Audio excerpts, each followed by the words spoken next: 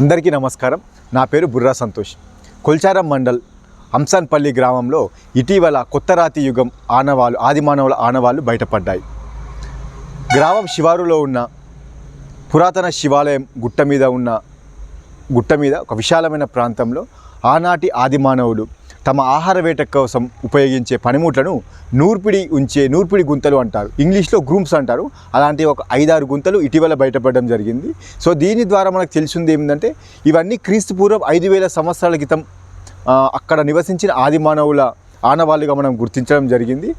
ఇవి మిగతా జిల్లాలో సిద్దిపేట, సంగారెడ్డిలో ఇటీవల చాలా గుర్తించారు. మన మెదక్ జిల్లాలో మొట్టమొదటిసారిగా ఇలాంటి గుర్తించడం జరిగింది.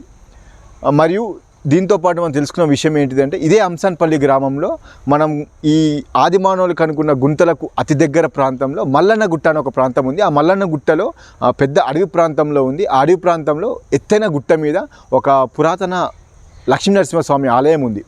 దానికి రోజు వెళ్ళరు. కేవలం ప్రతి సంవత్సరం వినాయక చవితి తర్వాత రోజు గ్రామం అంతా కలిసి వెళ్తారు. ఇప్పుడు మనం పరిశీలించిన స్థలం బట్టి, అక్కడ ఉన్న విశేషాల బట్టి ఆ గుట్ట మీద ఉన్న మరెంతో విలువైన సమాచారం, ఆదిమానవులకు సంబంధించిన పెయింటింగ్స్ ఆ గుహలా బయటపడే అవకాశం ఉందని, త్వరలో వాటిని పరిశీలించడానికి వెళ్తున్నామని తెలియజేయడానికి సంతోషం వ్యక్తం చేస్తున్నాము. ప్లస్ ఇలాంటి ఆదిమానవుల విశేషాలు, పురాతనమైన వింతలు, విశేషాలన్నిటినీ కాపాడుకోవడం మనందరిది బాధ్యత అని కోరుకుంటాం. నమస్కారం.